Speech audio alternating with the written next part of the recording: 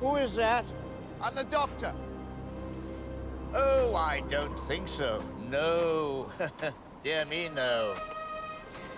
You may be a doctor, but I am the doctor.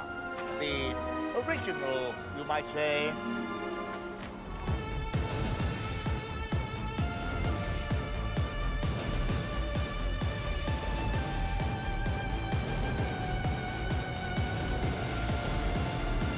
Hello and welcome to Who Watches Who, a Doctor Who podcast with me, Matthew, and as always, I am joined with...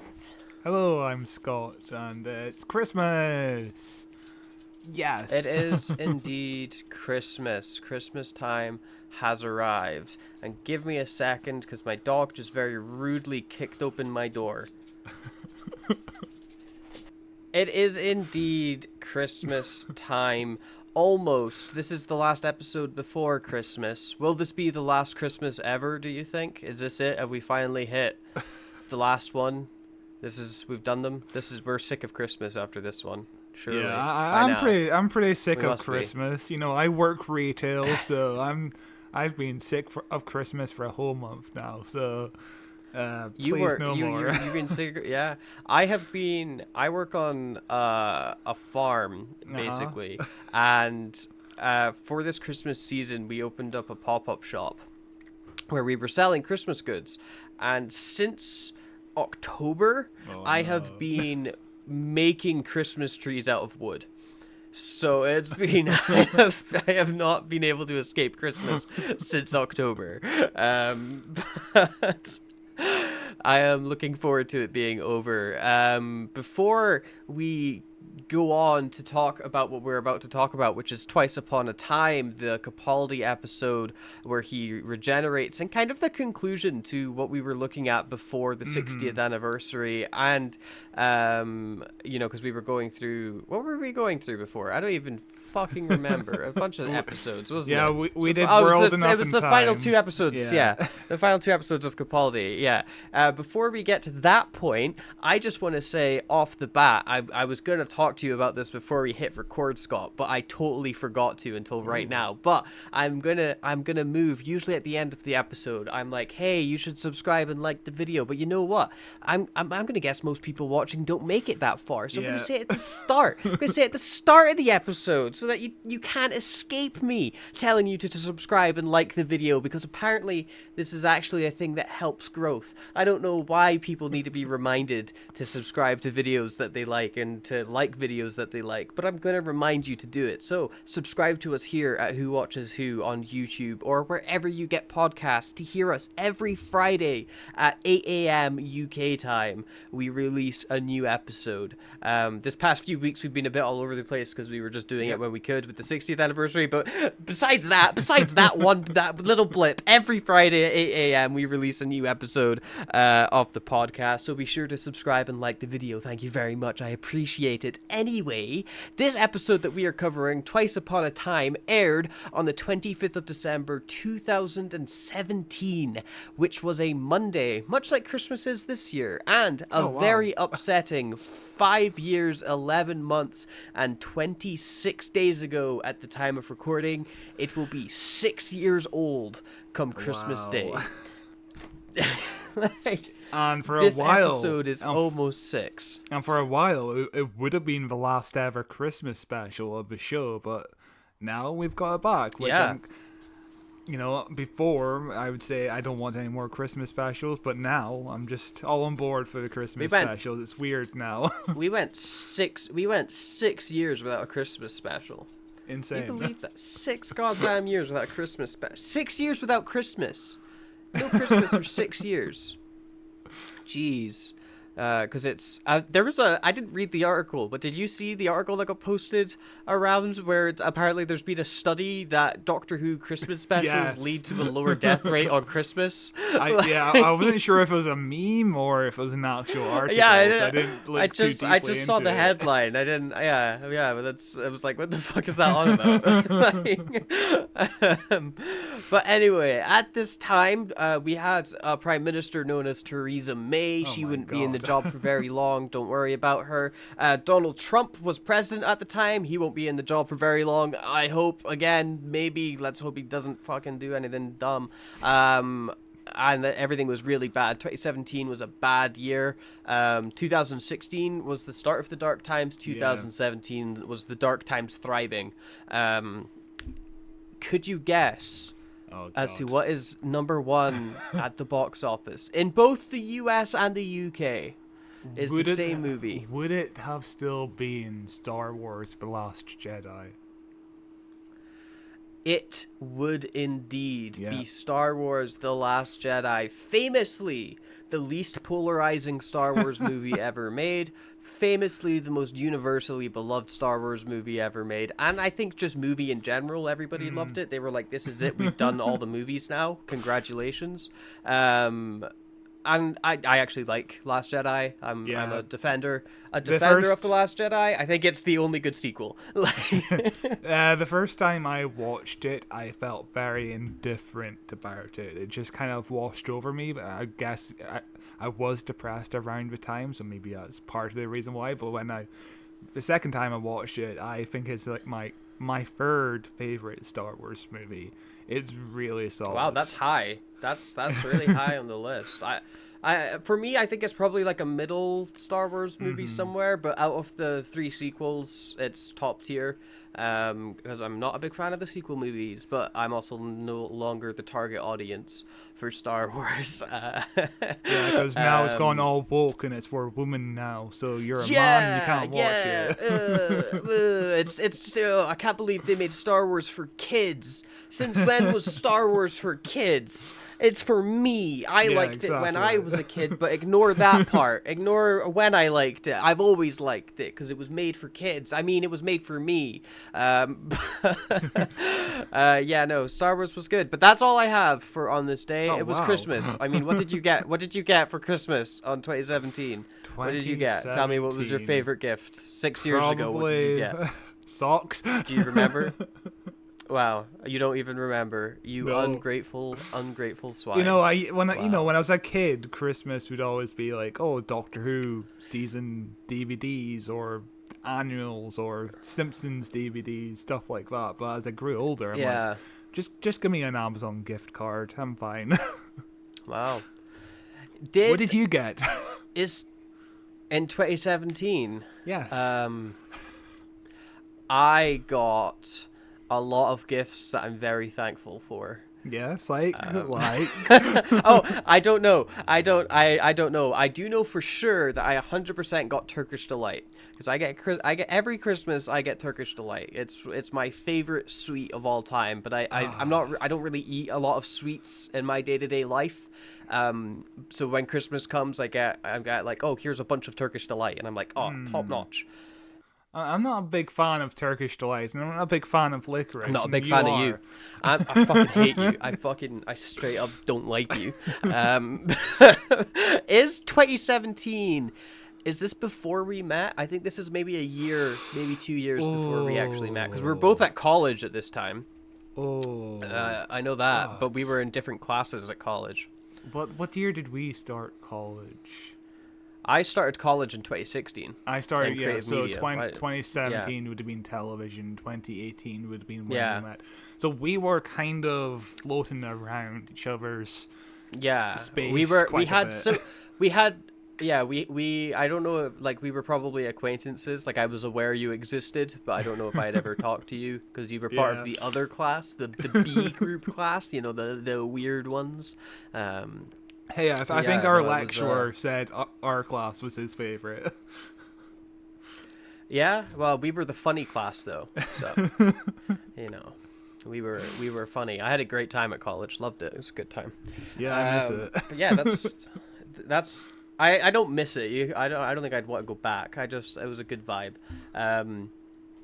But Scott, why don't you take us into a bit of the behind-the-scenes writing of this episode? Of course, this is the last of an era, basically, for Doctor Who. It's the last Stephen Moffat script. It was the last... Ever. Murray Gold score ever. Ever. Yeah, Murray Gold is never going to return. Never coming back.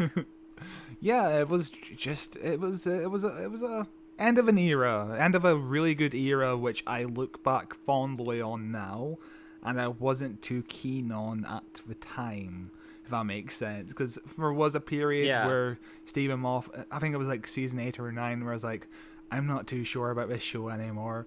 Series 10, I'm back on board, but Series 10 is the best season of Doctor Who in a long time, honestly.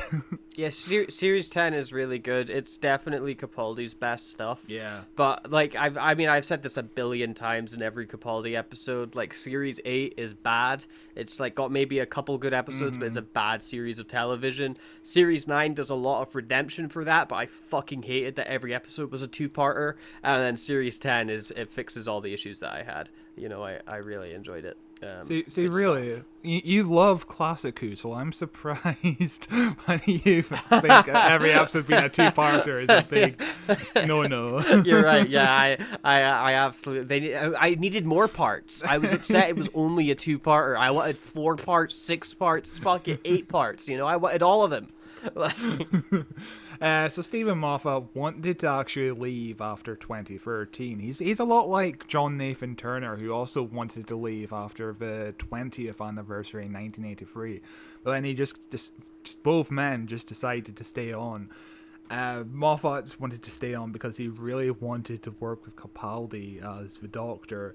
And I don't blame him. I think Capaldi is like the most Doctor-brained to the person to play the Doctor, and I think I will explain why later on, but he is the most fitting for the role of the Doctor, I feel like.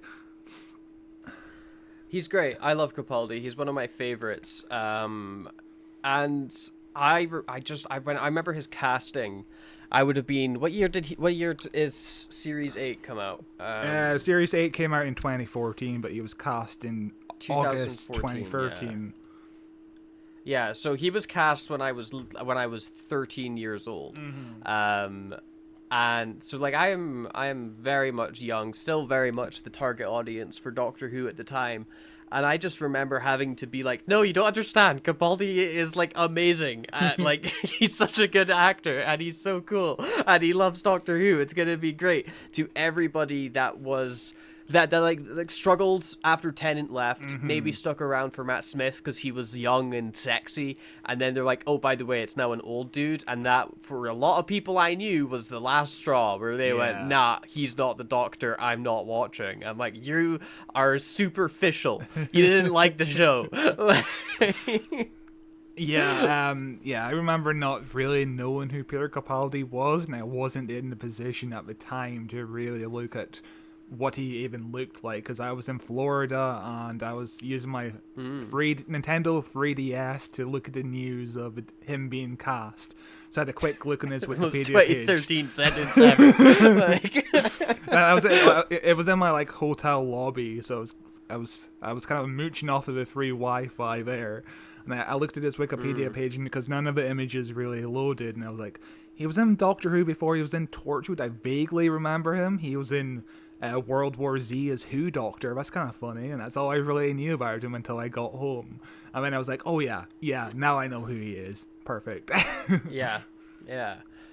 And yeah, I love his incarnation of the Doctor so much. It's one of my favorite eras, and it's such a strange era as well, because it's definitely, I think, where Moffat's writing took the biggest hit. Yeah. Because it's either that or maybe like it's just as I grew into my teenage years, I got more of a critical eye than I did when it was Matt Smith. Because when it was Matt Smith, I just remember being like, God, every episode's amazing. Moffat's the best writer ever. And then Capaldi came along, and I went, hang on, Moffat, what's happened to you? You can kind of tell that he was getting kind of tired of working on Doctor. I don't blame him after 3 years. And after doing the 50th anniversary, that's tiring work. That's so hard. That's difficult. And he also wanted to leave after Series 9 as well, but Chris Chibnall was of course busy with Broadchurch till 2017, so Moffat stayed on an extra year and probably did his best series. I think Series 10 is better than Series 5, which is also one of my favorite seasons of his. Like, both seasons are incredible work. Yeah, I think Series 10 is definitely better than Series 5. because I don't rate Series 5 as high as you. I don't think Series 5... I think Series 5 is, like, okay. It's, like, solid. But I think Series 6 is top-notch, Matt Smith. Series 5, when it aired, I just loved every single episode. Now I can just go back to it and think, there's some clunkers here and there, like vampires in Venice. And you loved the James Corden episode. Oh yeah, James Corden is literally the best Doctor of our generation. So you shut the fuck up.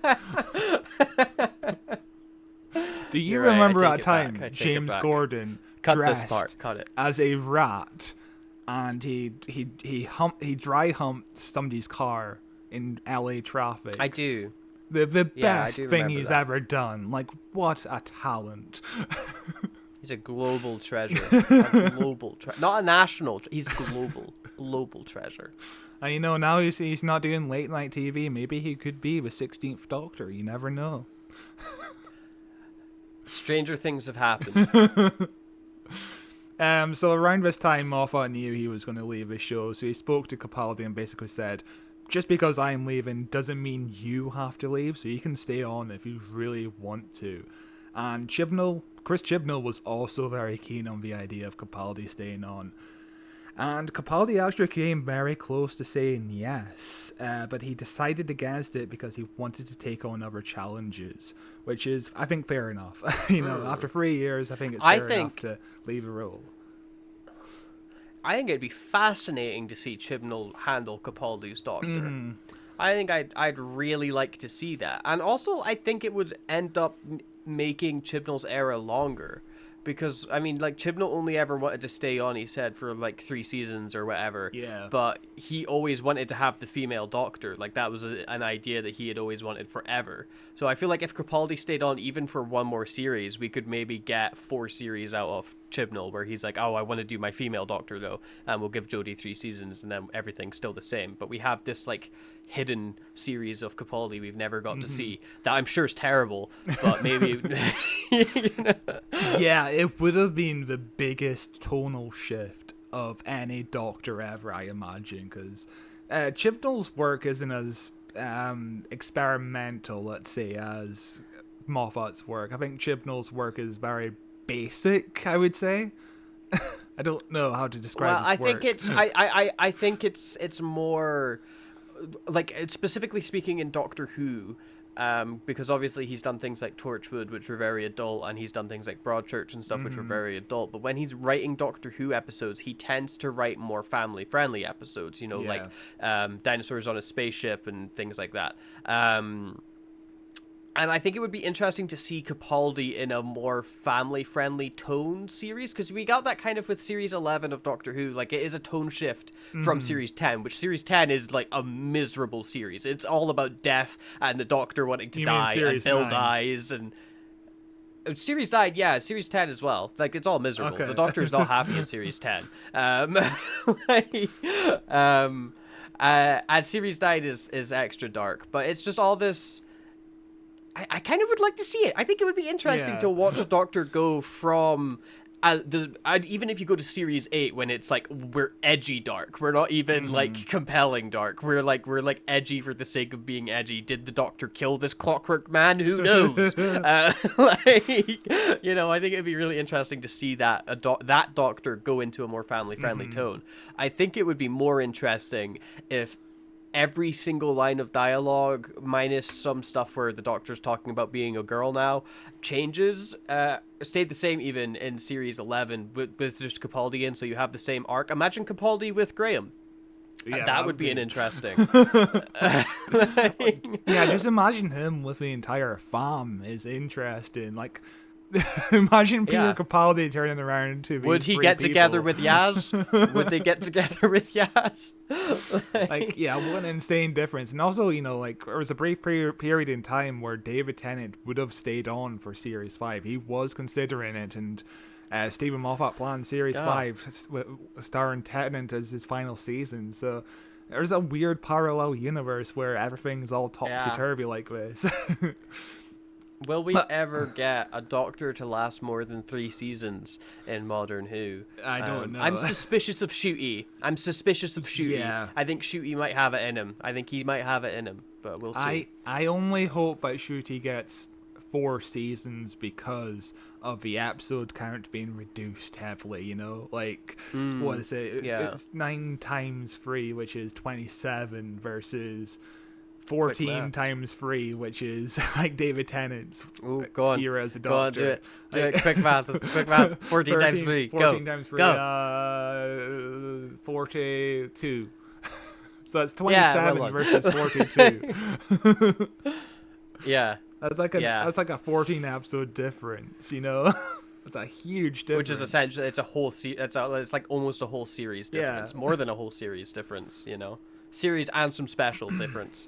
But yeah, I think Capaldi made the right choice, because what if you didn't get along with Chris Chibnall and the writing just goes downhill? Then you're just kind of staying on for no reason, and you're only going to have negative memories of working on the show if the last season is just so terrible. It's like it's like Tom Baker. His final season was when John Nathan Turner became producer, and they had a massive falling out. And for a while, Tom Baker just had huge negative feelings towards the show because his final year on the job was just so terrible for him. He was also very ill at the time as well. So, I'm glad Capaldi went as he did. You know, it's good. You know. Yeah, it is, but also like, I mean, it could have been, in a hypothetical world, maybe it would be good. And maybe, like, the Chibnall needed a doctor who was as passionate about Doctor Who as Capaldi is, to be like, yo, maybe I shouldn't just do a genocide right now. Maybe that isn't what the Doctor would do. Maybe we should think about this Chibnall and have someone that he can, you know, that knows the character just as well or better than Chibnall knows. Because I don't want to give Chibnall too much flack. Like, he's been a fan of the show since he was a kid. Like, he does understand sometimes what Doctor Who is. You know, I think maybe just having that extra voice from someone as passionate as Capaldi is could have been beneficial. It is fascinating how we are still talking about Chibnall nearly every single episode. It's kind of insane. It's an incredible era. Yeah, it's an incredible era. It's truly left his mark. Truly left his mark on the show. So Moffat actually wanted to end his run with The Doctor Falls, and Chris Chibnall would have had the Christmas special to open up his new era. However, Chibnall didn't want to start his run at Christmas, which I think is entirely fair. You know, he'd have to start production way earlier than he actually did in the end, because he would have to get his cast and crew together much quicker. That soon after finishing off Broadchurch as well, just an insane nightmare. And also, when you're doing a Christmas special and it's your very first episode on the job, it's a lot of balls to juggle, because you got to set the tone of what your era is going to look like, as well as you have to make it Christmassy, which is kind of a big contrast. I feel like a lot of Christmas specials don't handle the tone very well. It's weird. Also, Chibnall famously hates Christmas. So he would never want to do a Christmas episode. This is his first episode. This is the thing that's been going around for ages, and it's one of those unfair criticisms for Chibnall, because he did want to do Christmas specials, like Spyfall Part 1. He wanted it to air on Christmas Day, but the BBC said no because it's too dark or whatever. Like, a lot of criticisms for Chibnall is fair enough, but there's a lot of criticisms where it's like, you killed my dog, but he's like, no, I didn't. But he knows the guy that did kill my dog, and he didn't do anything about it. You know. But yeah, Jodie Whittaker starting her first episode on Christmas would have been interesting, but I'm glad that he waited an extra year. I mean, she kind of does. She's in this episode on Christmas, you know. Yeah, briefly. Yeah. Of course, the director of this episode is Rachel Talalay, who also directed every series final for Capaldi. We just covered her a few weeks ago with The Star Beast as well. I was about to say, yeah, very recently. Yeah. She originally wasn't going to come back, as she was suffering with gallbladder problems at the time, but basically Moffat and Capaldi begged her to come back to direct the final episode, and It makes a lot of sense because it is the best director of modern Who, I would say. Like, she is really good and she really knows her stuff. So why not end the era with an incredible director like her? Like, that's perfect, honestly. Yeah. But yeah, that's it for our deep dive into pre-production. Wow. Would you like to jump into Twice Upon a Time, not Once Upon Time? Yeah, Twice Upon a Time, not Once Upon Time. 2 different episodes. One set on the planet Time, one set on the planet Christmas. No, that's a different final. That's the one with Matt Smith. This one's set just in the South Pole, I think, or something, isn't it? The Arctic? I don't know. Yeah, it's kind of vague. It's a very vague episode. Yeah, it's snow, and there's glass people. Anyway, let's jump in. Laugh hard. Run fast. Be kind.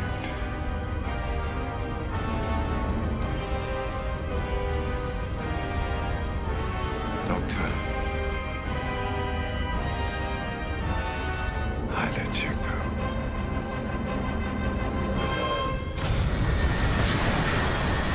So, this episode opens up a staggering 709 episodes ago, back with the First Doctor in an episode we've covered. We've covered this episode? Yes, we have. And I was expecting The Giggle to open up in a similar way because, The Giggle is also a sequel to a Hartnell episode. Doctor Who having a sequel to like a 55-year-old television episode is wild. Like, Doctor Who is the only TV show that can actually do this. 709 episodes ago. That's insane. I bet One Piece could do it. True. It's not the same time scale, but they could do a flashback to 700 episodes ago because they have too many. Like Doctor Who. I'm looking forward to that One Piece remake anime because same. I can actually get into the show. I'm like 130 odd episodes into One Piece, and it's just a daunting task, like I need to cut down. It's a lot. Yeah, I'm looking forward to seeing what it's like. But this scene is original footage from that episode that slowly morphs into recreated footage in color with David Bradley as the First Doctor again. We've seen a lot of him this year. This past wee while, we've seen a lot of him, even into last year where he showed up for Power of the Doctor. He's just everywhere. And they do like this crossblend thing where the Doctor is giving his very famous speech where he's like, "Have you no emotion, sir? Hate, pride, fear, blah, blah, blah." And when it cuts into David Bradley with the line, "Have you no emotion, sir?" For me, it kind of falls flat. I don't know. I really like David Bradley in the role of the First Doctor, but this scene, it's like, oh wait, hang on. When you immediately put him next to Hartnell, you see the difference. When you have Hartnell right there doing like, a Hartnell performance where he actually cares about what he's doing. Not an episode where he doesn't care, but an episode where he's actually trying. It's like, oh my god, you're amazing. Yeah. And then when you blend straight into David Bradley, you're like, oh, hang on, this is a different guy. That doesn't sound like how he'd deliver that line, which I get because he's his own actor. He's gonna say the line his own way, but you are recreating a scene. Wouldn't you want to try and match it? The blend itself is really, really good. You can tell it took ages because it is really seamless. Just the way David Bradley's head kind of pops forward and suddenly it's in color and it's David Bradley. That's really well done. But this is an issue we had when we covered An Adventure in Space and Time last month. You can listen to that on our YouTube channel or wherever you find your podcast. It's a really good little film. But yeah, when he's recreating little scenes like the farewell to Susan speech, and he cuts to William Hartnell at the very end of the film, and it's like, you can tell it's kind of odd to put. It's missing something. It's missing something. It's weird to put William Hartnell and David Bradley in the same space because if he could squint and not be reminded of William Hartnell, he could be reminded of William Hartnell, if that makes sense. Yeah, like when I first saw this episode, I don't think, because I'm 17 years old. I've barely dipped my toe into classic Who at this point. So I've maybe seen like an Unearthly Child. Yeah, And that's it as far as the first Doctor goes. So like when I see David Bradley on screen, I believe that, like, from images I've seen and small clips I've seen, I'm like, oh yeah, this is the first Doctor. I believe this to be the first Doctor. Now that I'm more familiar with who the first Doctor is, having seen half of his run entirely, maybe a little bit more than half, a little bit less. I'm like, this is a different version of the first Doctor, a version I like more. Don't get me wrong, I would happily have this version over Hartnell's version in most episodes. In terms of performance, I agree that David Bradley is the better actor. In terms of characterization, no. I think Hartnell adds a sort of like whimsy and madness to the role that is kind of missing from Bradley's performance. Like Hartnell's Doctor will like twiddle his fingers and be like, what, and like stumble over his lines. That's a thing that Bradley never does. He never stumbles over a line. I really wish he did. Like, if you stumble over a line on purpose, and maybe this Doctor's he's just like, his brain moves too fast. He can't articulate himself properly. And it's like such a defining feature of the first Doctor, because when you go back, you can notice it so much, because obviously Hartnell was struggling to remember his lines. But Bradley doesn't have that, and it's missing the heart that makes Hartnell's puns, unintentional puns, unintentional, the heart that makes Hartnell's Doctor feel like the Doctor. But this is I still like it. I still do like it, and I never don't believe that it's the Doctor.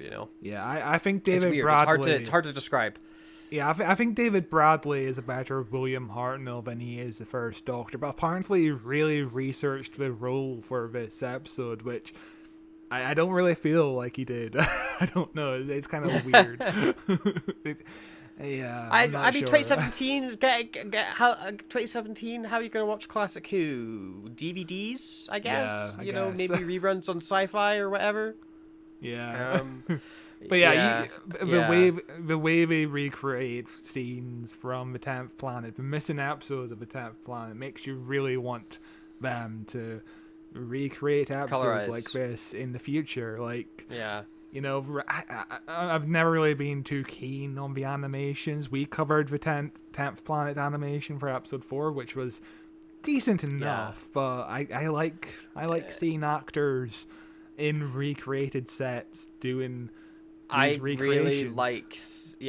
I really like seeing the Doctor in the really bad cell that's just a chair for the first Doctor, where it's just a chair he can rest his arms in that are definitely handcuffed. I love seeing that in color in full HD recreated like perfectly, because you're like, God, that looks terrible, doesn't it? That's such a dumb looking cell. Why is he getting to sit down? And obviously he's getting to sit down because he's ill and old in real life, but it looks very silly. Also, the recreation, or the actors they've got in to play the companions, as briefly as they are, they have the worst wigs I've ever seen in my life. But you can get away with it because we're on screen for like 20 seconds. It's fine. Yeah, blink and you miss them. The Doctor decides to wander out into the cold, which is he does that in the episode, doesn't he? Because he just fucks off for a while, and then the episode continues without him. Towards the end of the episode, though, for what I'm remembering. There's like 30. There's like a minute where the Doctor leaves the area and just goes out in the snow, and then we cut to the Doctor inside the TARDIS. So this is what happens in between. We get text on screen, which is really cheesy. I would say it's really needed. I was really confused as to what was going on when Hartnell was walking through the snow and was like, I don't want to regenerate. When he said that out loud to nobody, I was like, what's happening right now? And then the text on the screen explained that he doesn't want to regenerate. So that cleared it up for me. It's bad. It's some bad. It's over. I think it's over explaining something that doesn't need explained. And if you're only aware of the 10th planet to what was televised, this feels like it's out of character for the First Doctor, because in the actual episode itself, the Doctor doesn't indicate that he doesn't want to regenerate. However, in the original camera script, there's a line where the First Doctor says, no, I can't go through with it, I can't, I will not go in with it. So there is some basis to the First Doctor refusing to regenerate, or not wanting to regenerate, because, I'm fine with it, and... They also, I think, explain it off in the episode when Capaldi's like, I don't remember not wanting to regenerate. This is strange. I don't remember this happening. Which I feel like was Moffat's way of getting ahead of people criticizing that part. And Moffat was inspired by the Master actually refusing to regenerate in the Last of the Time Lords, which was a huge emotional moment. Like, the idea of Time Lords refusing to regenerate makes sense in my mind, because if you're a really depressed Time Lord, how do you kill yourself?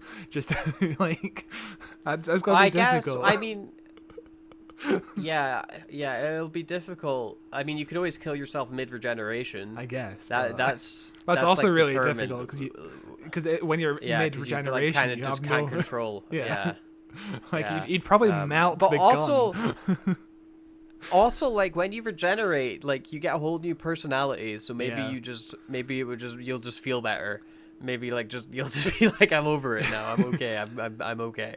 I don't know. I'm really interested to, like, how does a Time Lord relationship work? Because if you fall in love with someone for their mind and their personality, and then all of a sudden your husband completely changes the next day, that's gonna be insane.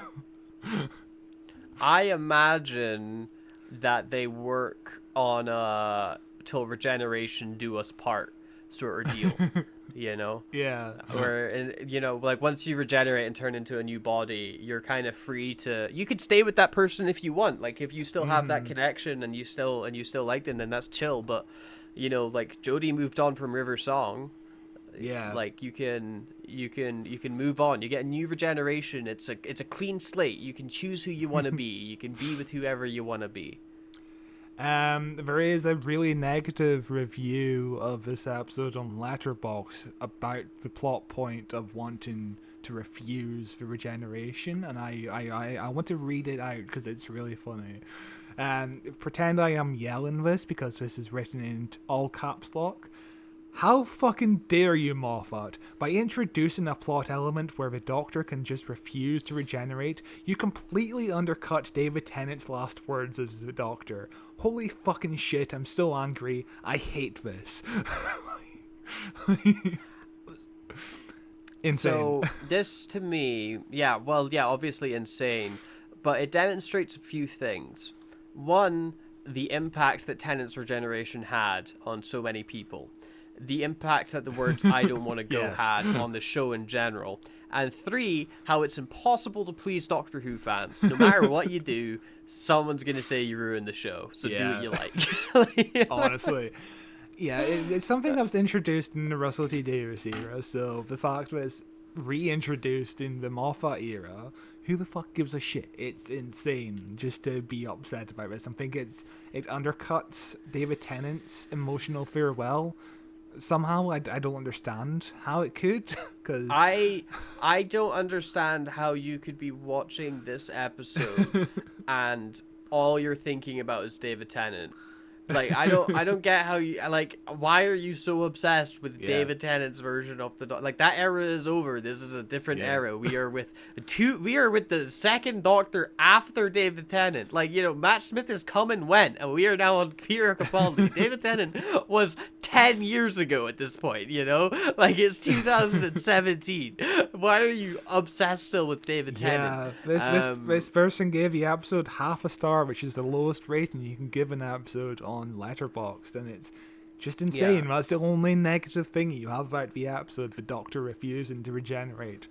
Like, it's incredible. It's cool. It's some very good criticism. It's some very thought-provoking criticism. Very thought-provoking. what's interesting about the whole refusal to regenerate thing is Moffat actually thinks of a Doctor regenerating as a big life change, like moving house or changing jobs or something, which I think is like a metaphor for him wanting to leave a show, but at the same time refusing to leave a show, because what's ahead could be really scary for him, because Doctor Who is a place where he can feel free to experiment every single week.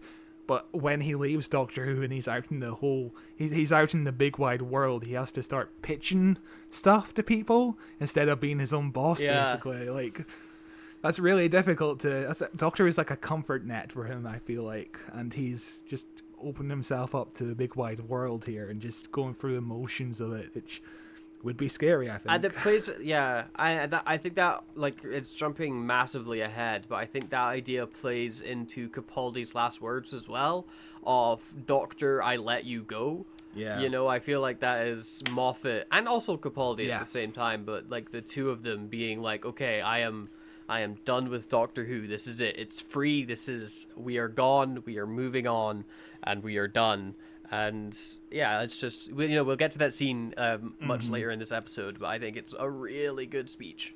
And just last week with the Giggle, we also had a regeneration story which feels like it's inspired by the writer, because Russell T Davies had a big burnout after the first 4 seasons of Doctor Who.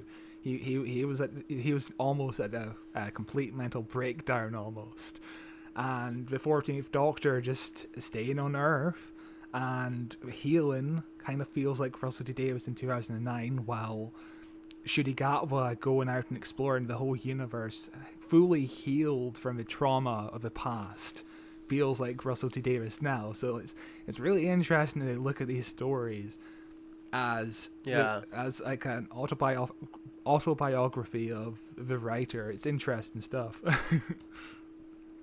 Yeah, and anyway, then back to the episode. The Doctor and the Doctor meet a World War I soldier who's also in the snow after like time freezes, and they're like, "What the bloody hell's going on?" And then a World War I soldier shows up, and this is a storyline that has no real reason to be in this episode other than, I guess, they wanted someone to be here to be like, "What's going on? What does that mean?" Yeah, it leads to the whole big twist towards the end, which we'll also get to. But the whole reason why Mark Gatiss is here, Moffat specifically wrote the character just for Mark Gatiss, because he basically wanted like his best friend to be there on his final day of the job, basically to kind of hold his hand, as he says, just to kind of comfort him on his final day. So he wrote a role for Mark Gatiss here, which Mark Gatiss pops up quite a bit. I don't hate. I Yeah. like Mark. He does. I like Mark Gatiss. I like his writing and I like his acting. So I've never like, oh god, Mark Gatiss is on screen. Yuck. I'm like, oh cool, Mark Gatiss is here. But I just meant the character in general. Like, I don't think you lose anything in this episode if he isn't here. I mean, we'll get to it, but the end is really powerful, and without the whole World War I aspect to it, I don't think the ending works the same. Yeah, I mean, obviously, if you got rid of him, it would be a different episode, because this episode was written with him in mind. Yeah. But I think you could create the same episode without him in it.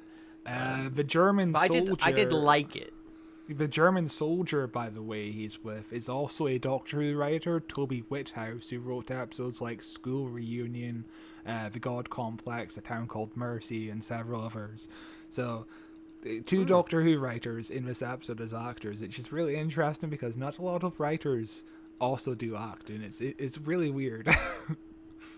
Yeah, it's also very funny that there's 2 Doctor Who writers pointing a gun at each other. I feel like that's a metaphor for something. I think there's I did some research for this episode, and there's an interview where I think either Moffat or Mark Gatiss are like, yeah, just a typical day in a Doctor Who office, yeah.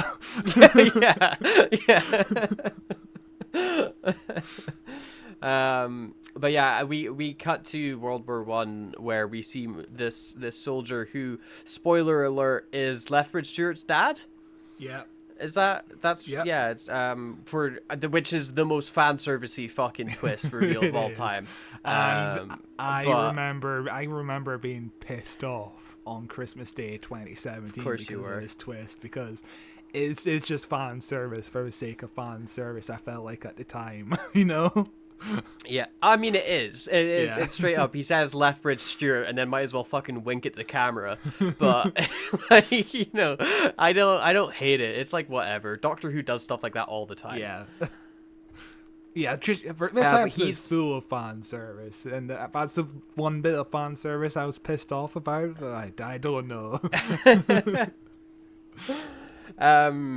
But he's pointing a gun at a German soldier as the German soldier is pointing a gun at him, and they're kind of in this like stalemate standoff. I think his speech is really fucking good, where he's like, you know, there's no way in hell that I would ever attack you. Like, I would only ever shoot you in a matter of self-defense, and I mean you no harm. If I can avoid hurting you, I absolutely will, and I'm sure that you do the exact same to me. But I don't speak German and you don't speak English, so we're kind of fucked right now, aren't we? And it's just absolutely heartbreaking, and also like just like 100% accurate to, I'm sure, just the tragedy of war, isn't it? You know, you think the enemy is out to get you, so you go out to get them, and they think that you're out to get them, so they go out to get you, and it's brutal. It's awful. War's bad. Hot take. War bad. Whoa, you're gonna be cancelled for that one. it reminds me of I don't know if you know. I think it's the Quaternion who did a tweet where he's quote retweeting someone who says Hitler was bad, and the Quaternion is like, yikes, where you have it. Like, as if Hitler is bad is a bad take. Insane. Yeah, I don't know who you're talking about. I mean, obviously I know who Hitler is, but I mean the person you're retweeting. I don't know. Who that Don't is. worry about it. You're very lucky for not knowing who I'm talking about. I'm just not on Twitter. You're just on Twitter too much. But then time freezes, and Lethbridge Stewart, Daddy Lethbridge. I'm gonna call him Daddy Lethbridge. Daddy Lethbridge notices this weird ghost-like alien standing above the battlefield. He approaches it, and then like it immediately sucks him up, and we hear timeline error. There's a timeline error. There's a bunch of like weird color flashes come across Mark Gatiss' face, and I really like that shot. I think it's very like sci-fi horror. It's suddenly like, oh, hang on, he's been abducted. What's going on? And I love it. It's really like retro sci-fi. Yeah, it feels almost as if he's like a regular dude who got caught up in like a cube scenario, you know, where he's yeah. Cube, or like a what hypercube franchise. scenario, more like a hypercube. I guess, yeah. This is more of a hypercube scenario because it's messing around with time. That's what the hypercube does. What you a know? franchise. Really, just strength after strength with each movie. We then end up following his perspective into meeting the two doctors until we catch up with the where we were before the opening. Which is then there's a bright shining light. which is really cool because we've seen this scene 3 times now. Firstly, from Peter Capaldi's perspective in The Doctor Falls, and then David Bradley's perspective, and now Mark Gatiss's perspective. That's kind of a cool thing to keep doing. I like it. Yeah, no, that's true. I didn't even think about that. It's to see the same scene from 3 people's perspectives. That's neat. What a neat guy. What a neat guy Moffat is. Turns out he can write things sometimes. They all go into the TARDIS, which the First Doctor mistakes to be his own TARDIS for some reason, even though he's like, the windows are like, he when he's with Capaldi, he's like, whoa, your TARDIS is wrong, the windows are too big and it's really ugly. And then he goes inside it and he's like, whoa, hang on, this isn't my TARDIS. Like, surely did he not figure that out when he was talking about the windows? But I really like the reveal, or I say reveal, like I guess reveal is the only word. The reveal of Capaldi's TARDIS again to both of these characters. The First Doctor's reaction of like, what the fuck have you done to it? Why is it so gloomy and miserable looking? This is supposed to be like a scientific instrument used for exploration, and you've turned it into your angst room. And I of course, I really like Daddy Lethbridge's reaction, because it's the Yeah. classic, oh my god, it's so big, I don't know what's going on. I love Capaldi. I think Capaldi's got some killer lines in this that really got me, where he's like, oh good, I thought it was just me, and I thought it was bigger on the inside. He's got another great line later on as well, when they do like the flashback to the Doctor killing everybody, and he's like, hey, they cut out all the jokes. Capaldi's on fire. He's on fire. He's so goddamn good. Capaldi's era has some of the best TARDIS reveals, because it's the Husbands of River Song, where River Song doesn't know Capaldi is the Doctor, and she enters the TARDIS. Yeah. And the Doctor follows her, and he has his own reaction to the TARDIS, which is amazing, because he just does the reaction to the point where it's like, this is how I want other people to react to it. So he's just so over the top about it. Like, there's some really good TARDIS reveals in the I can't wait to rewatch that episode at some point, because yeah, that's such a goddamn good episode. I mean, Such this a is the good perfect episode. time to rewatch the episode, honestly, you know? It's nearly Christmas after all. Is it? It is nearly Christmas after all. And Moffat was actually really proud of the fact that he got to write in a line saying, oh yeah, the TARDIS is different on the outside now, because nobody really picks up on that in the show. Like, nobody ever mentions the differences between all the TARDISes. And, you know, Twitter fans are really weird, because they sometimes talk about the differences, and I'm like, who the fuck gives a shit? It looks pretty much the same. Who cares if the windows are slightly smaller in this era? Like, who cares?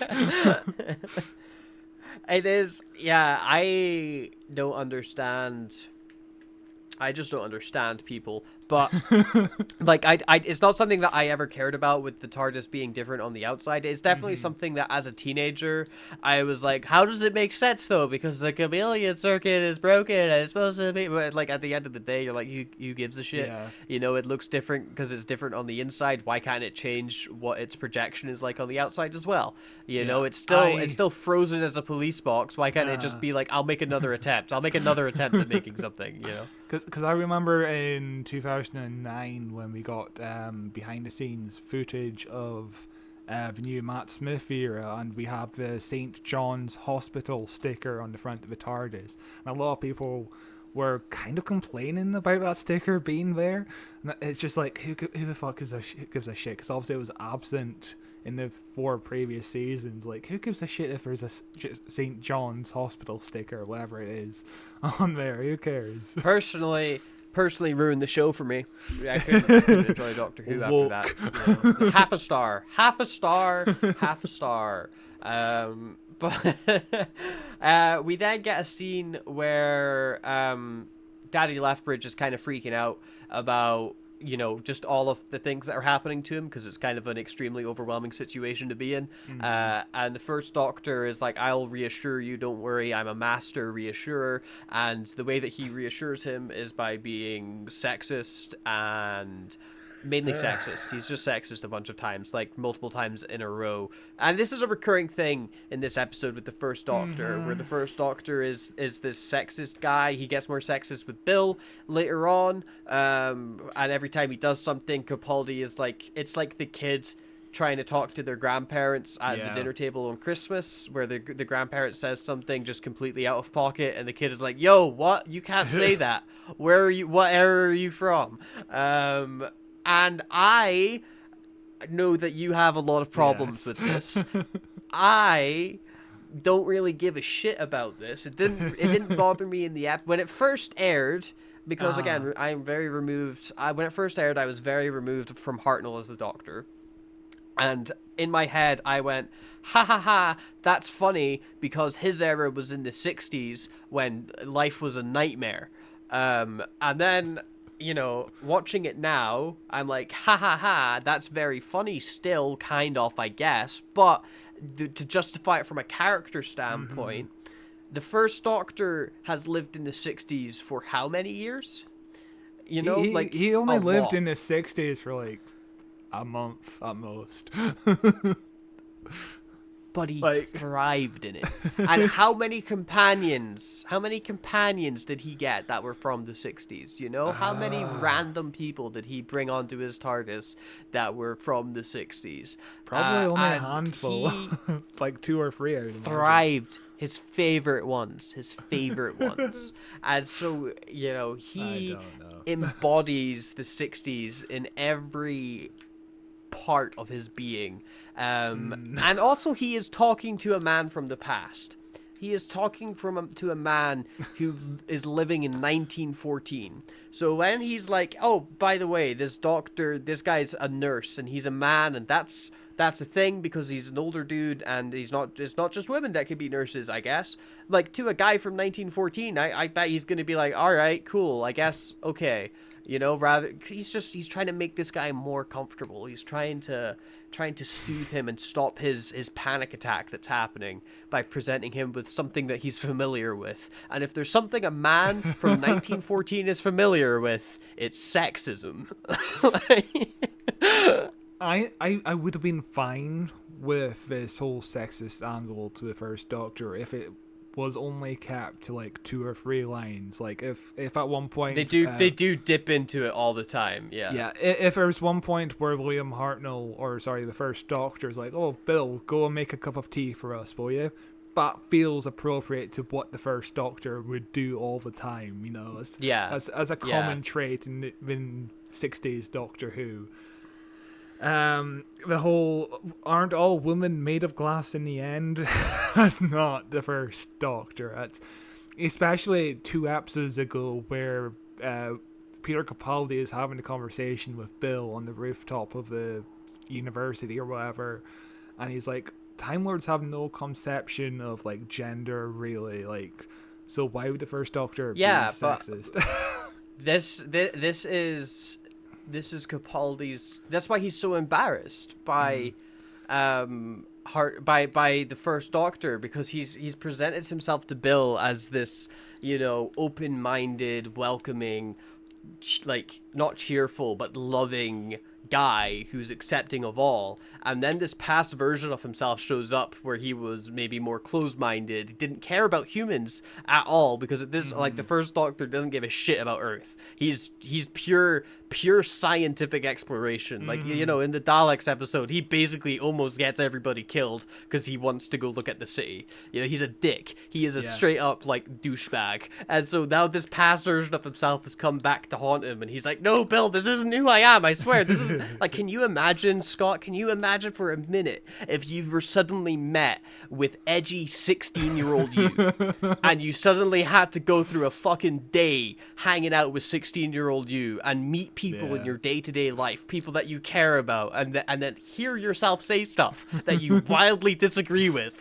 and you're like, no, shut the fuck up, I'm not like that, I swear. You know, like, it's he's gone through millennia of growth as a person, up to the point where Capaldi is. I like the whole angle of Peter Capaldi being embarrassed by his past self, and that's kind of part of the plot of the episode where Moffat compares it to A Wonderful Life, where William Hartnell is essentially this Jimmy Stewart character who doesn't want to go on with life, and he kind of sees a version of the world where he doesn't live anymore, and this is what the Hartnell character is going through. He sees his future self. He sees him becoming a hero, because the First Doctor isn't a hero, as you've stated. Yeah. I just think the First Doctor is just so wildly out of character, because he doesn't act like this in any of the 134 episodes he is in the classic series. Like, it is just so distracting to the point where it's just not the First Doctor, and I just can never be on board with this characterization of the First Doctor.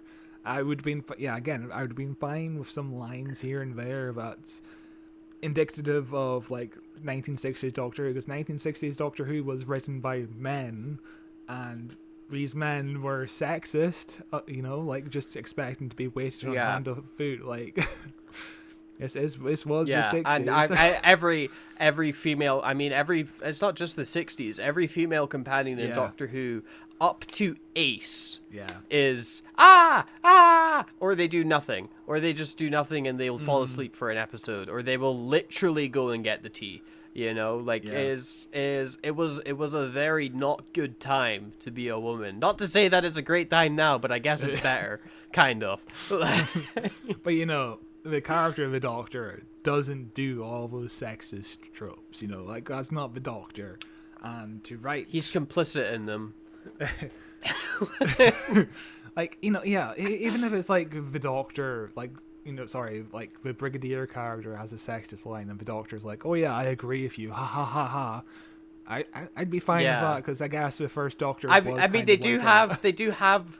they do have a scene like that, except it's the first it's the Yeah. made of glass scene where the Terrible. first Doctor's like, aren't all women made of glass, and then him and Daddy Lethbridge are like, oh, that was a good one.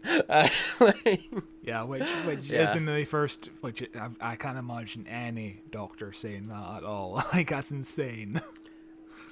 Yeah, it is definitely insane, and you know, I'm not saying Moffat probably didn't dip in too many times to the this is from the 60s, therefore sexist trope, but I can justify it enough in my head that it doesn't remove me from the episode, you know? That's fair. That's fair. So the episode continues where they're like grabbed by a really cool looking spaceship. I really like the look of the big thing. It's just big. I like a big spaceship. It grabs the TARDIS. The first Doctor comes out and he's like, "What the bloody hell's this then?" And we're greeted to a robotic voice being like, "Hey, you can see her again if you want to see her again." And he's like, "I don't know what you're talking about." Because it's the first. And then Doctor. Bill shows up. Yeah. And then Bill shows up. So Capaldi comes on out and he's like, "Oh boy, hey Bill, give me a big hug." And I really like that for a brief moment he lets himself believe it's Bill. Because you see where he's like, "Oh my god, Bill, yes." And then he hugs her. And then during that hug, he's like, "Oh wait, hang on. This doesn't make any fucking sense. Hang on." And then he like reels away and scans her and is like, "Ha, you're not Bill." Even though Bill is like, "I'm definitely Bill." And he's like, "You can't be because Bill's dead." And I'm like, "Yeah, you're right. It's not Bill because it's not Bill." Yeah. So there's a point where Pearl Mackie thought she was completely done with the role because she finished shooting The Doctor Falls in like April 2017, and then all of a sudden in May 2017, Moffat texted her like, "Hey, would you be free next month to do some shooting?" And she's like, "Yeah, of course." And then you're on Doctor Who again, and she replies with "best text ever." And as a parting gift, Pearl Mackie was gifted with a TARDIS key, which is really cute. Like, she deserves that it. is cute. I Yeah. really like Bill. Yeah, underrated. Such an underrated companion. Everybody forgets about Bill. She gets so overshadowed by the fam, and then also Clara before her. Like, she's this weird middle child companion, but very much overshadowed. Great companion. Loved But Bill. yeah, the Loved whole her. angle of this Bill being the real Bill because she has the memories of Bill doesn't really gel with me. It's kind of like a whole asteroid, Yeah. Astro Boy kind of thing we were discussing a while back. Like, she's not Bill just because she No. has the memories. Like, it's also kind I of. have a question. Yes. I have a Yes, question. I also have some and questions, but yes. this is a Star Trek based question. Oh, So in Star Trek, when you are like when you're like, you know, beam me up, Scotty, and whatnot, when that happens, you die. Like they disintegrate you and rebuild your atoms on the spaceship. right. So is that the same version of you? Or are you now no longer in existence? Because you have the same memories, you've maintained memories, you act the same as if you've just been, like, beamed up. But you've not been beamed up, you've been, like, exploded and then put back together. So, like, is that much different than having your memories put into a robot? I don't know. I don't know. Because I was going to ask you a question of if you died and then like 2 years later your family makes a robot with your memories, would that still be Yeah. you? Because you wouldn't have the consciousness I'd say, moved towards the it's a really- robot. Or what if I do though? What if I do? What if that's how it works? Who fucking like you know, it's one of those questions that there's not really a clean answer to because it's so far removed from anything remotely possible or inside our understanding of what consciousness is. But it's fun to try and wriggle your head around. I guess it's kind of like cloning. Like if I was to clone myself, that's a version of me who like, let's say like I can clone memories or whatnot, or I can just tell them like, hey, this is your life up to now. And then that person goes off. That's not me. That's a clone of me that will go on to have different experiences and different interpretations and see the world in a different way than I am. Yeah. You know? So I guess this is a version of Bill, but it's not Bill. Yeah, it's such a complicated thing to talk about. The one thing I find kind of creepy about this is like the idea of like an alien species having the ability to take you back from the dead, essentially, but it's not you. Yeah. But and then they can kind of like pry into like your deepest, most personal thoughts and stuff like that. I mean, like, I'm you're dead. Like, who gives a shit? But you're dead, Yeah, and like, also who gives a like shit? I'm dead. Yeah. Like if your family brought you back from the dead, and this robot clone of you revealed like your deepest personal secrets to this family that you never would have wanted them to know, like that's really creepy. But at the end of the day, I'm dead and I don't give a shit. You know, like you know, if I'm dead and my family make a robot version of me with all my memories, and that robot version goes rogue and spills all the deepest, darkest secrets of my life, is it gonna affect me in any fucking way? No, because I'm dead. you know, like who cares? It's also kind of like the Carl Pilkington kind of thing, if you know that reference, where he's like, how do I know I'm not the clone? Like which one is the clone? Yeah, like that's kind of situation. It's unless I'm actively involved in the cloning process. Yeah. You know, unless I'm like I oversee, like I watch it grow in a lab. That's my favorite thing about the Invincible TV series. There's one clone in that show.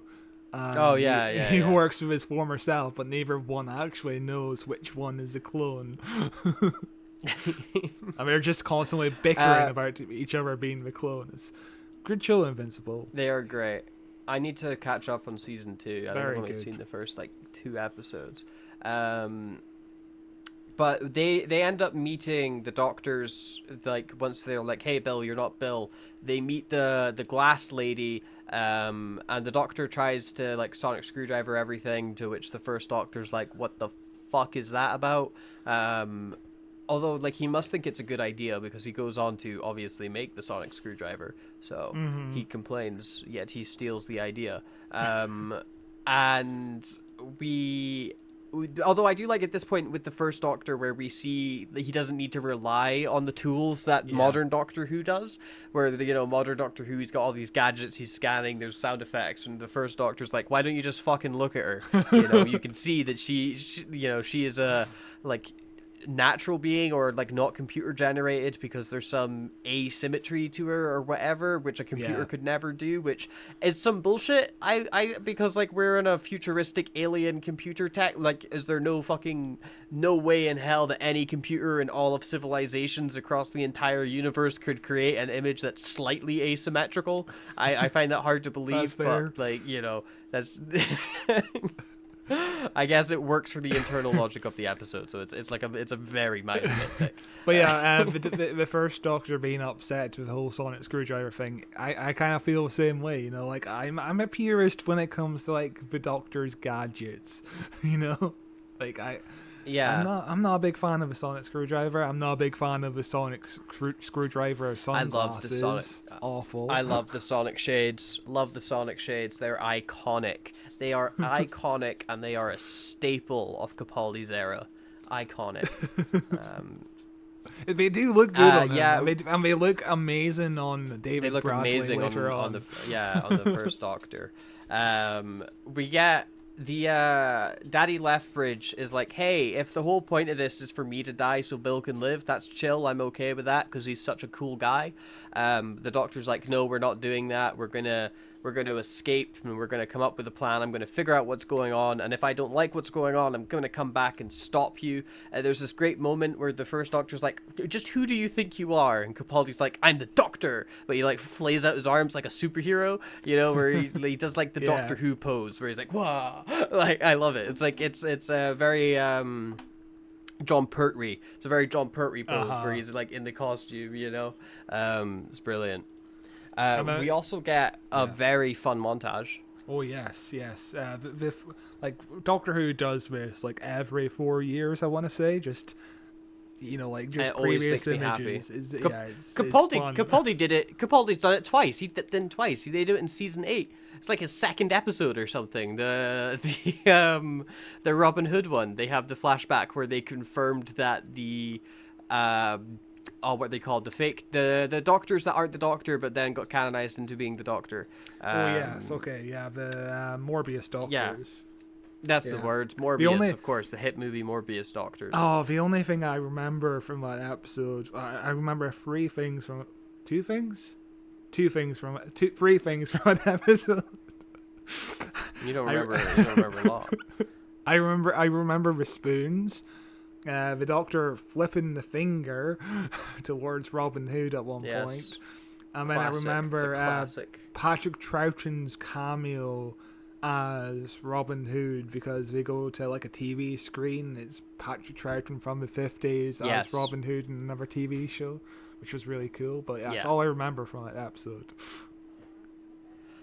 Yeah, that's literally all I remember from that episode as well. I also remember not liking it. I remember not liking that episode. It's not very good. But maybe I'm pretty sure it's a Gareth Roberts episode as well, and he's heavily transphobic. So yeah. But everybody runs away. They slide down the chains that are holding the TARDIS or whatever. It's really goofy. It's the most energetic you'll ever see the First Doctor be. He straight up like somersaults off that thing. It's quite impressive.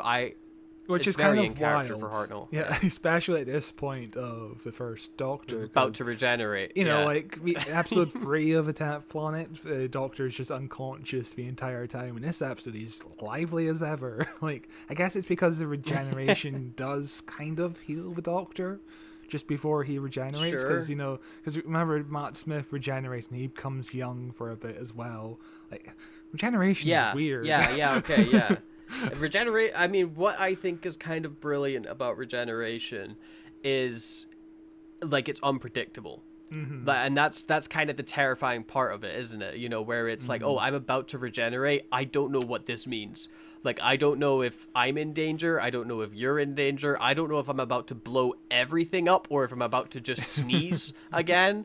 Like it's so unpredictable. Or if I'm just going to split in half and have like osmosis and have like a new guy just come out of me. Like, regeneration is different every time, and it's so unpredictable, which I think adds to the because the Doctor.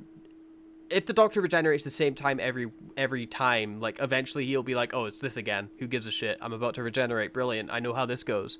But when it starts mixing it up and it starts being weirder and wilder, it adds that element of it feels like dying again, because you're like, oh, I don't know what's about to happen. It's that moment before death where you're like, oh shit, this is unknown territory. It's cool. It's like a moment Peter Davison regeneration. He's like, it feels different this time because he's not even sure if he can regenerate after taking the poison or whatever. Like, I can't remember how he dies. It's been a while since we covered that episode, but I mean, he turns into the Sixth Doctor, who's completely crazy and tries to murder Perry.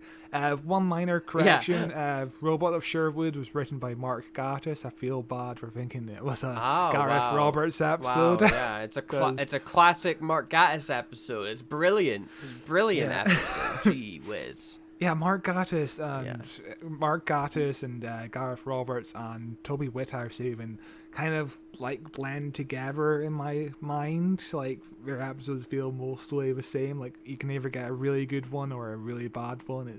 There's no excellent ones in there. It's just weird. Yeah. Yeah, there's some decent ones, but yeah, they usually give you the like that was a solid 8 out of 10 episode of Doctor Who, you know, or at worst like 6. But everybody runs into the first Doctor's TARDIS, and we get a lovely recreation of the first Doctor's interior, which I think looks really good. I really like it. I think it holds up pretty well. Everybody's kind of going around trying to figure out what's going on. The Doctor puts sonic sunglasses onto the first Doctor, and I love it. I love it so much. I wish he had those in the original series. Can you imagine series 1 Doctor Who? He's just rocking sunglasses the whole time. Brilliant stuff. And you know, Stephen Moffat can't go one episode without referencing porn or a fetish of some sort. So of course, he's a horny man. He's a horny guy.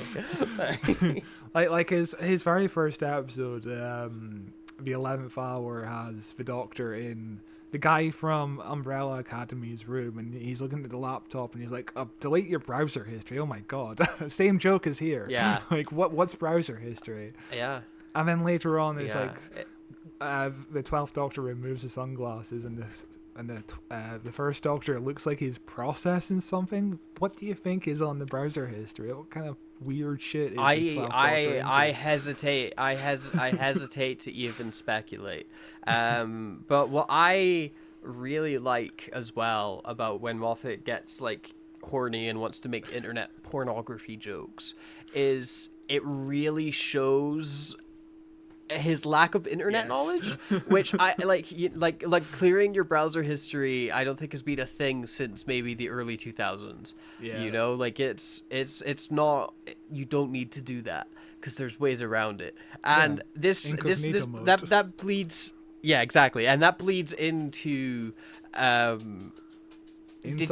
you watched? Yeah, you don't know. Did you watch Inside Man? I did not. Where it's the most like frustrating opening setup to that show possible, where they confuse a USB stick with a Wi-Fi dongle. Like that's not how fucking anything works. Like she tries to connect to the Wi-Fi on her laptop by putting a dongle in it, which is a USB stick. I'm like, what the fuck sort of laptop do you have that just have a Wi-Fi chip in it? And Moffat is not with the times in terms of technology.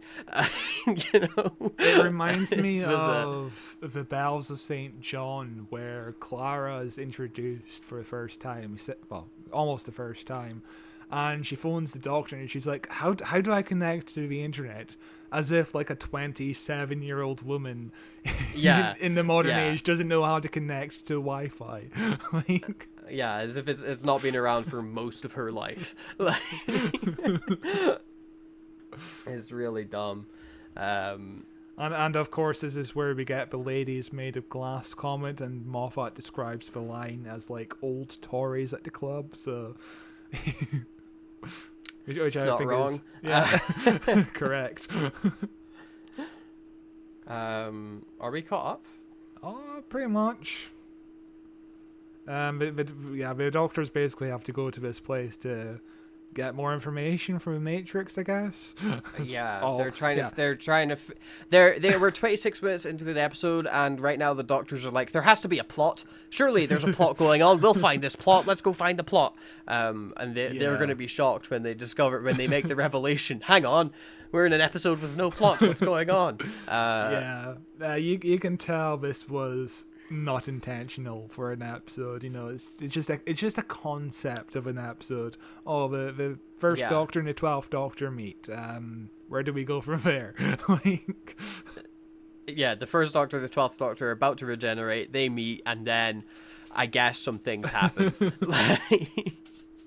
So the episode continues as the Doctors and everybody else find themselves at the center of the universe, is what they describe. And this is a villain guard, which was actually first mentioned in The Empty Child, Moffat's first Doctor Who script, which is obviously not counting Curse of Fatal Death, but it is interesting that the first script and his last script have some parallels. He did that on purpose. He did that on purpose. But not even that, not even that reference, just the fact that the first, the Empty Child, the villain of the Empty Child is not even a villain, it's just a alien entity who comes in contact with his lost, scared little kid with a gas mask and tries to heal other people, and they think that's what all humans should look like. That's because we aren't villains, we're just kind of pacifists in the same way. It's another episode without a villain in it. Although I think it's handled better in The Empty Child than it is in much this better. Yeah. And of course that was a World War II story, and this is kind of a World War I story in the end. So it's interesting. Times, yeah. It's interesting. It is interesting.